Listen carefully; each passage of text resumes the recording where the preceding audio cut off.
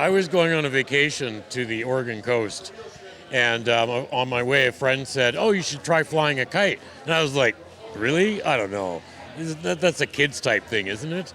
And I bought one down there, and I flew it for probably the next 3 days straight. And that was in 1995, and I've flown ever since. You know, one thing that's really good at doing is it's great at cutting out the noise in your head, because you can really only focus on flying. And so it just allows you to go out there and fly, relax. It's very meditative. When I was 15 years old, about 29 years ago, I saw someone flying at a park, and they gave me a taste, and it was a 2-string kite. And that thing jerked me right out of my shoes. I went skiing down the field on my butt.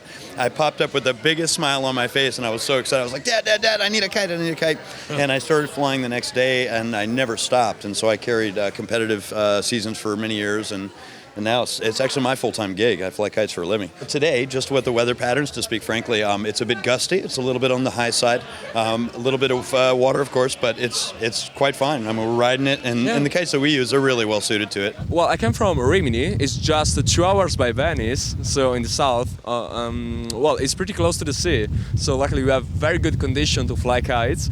But then also it's so warm. I love it. You have to start from a piece of nylon, then you have to put a frame.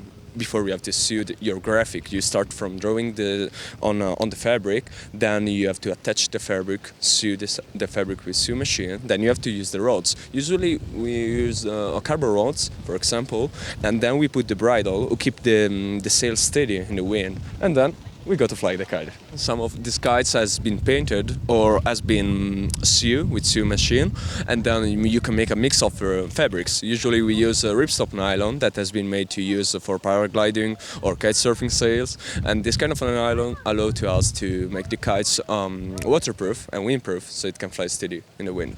I just want to say, if you have the chance, come here to Swift Current, or today or the next year, and then try to fly a kite. The feeling that you feel holding the line is undescribable. So just let's do it. We actually have the perfect wind for it. We have a perfect open field.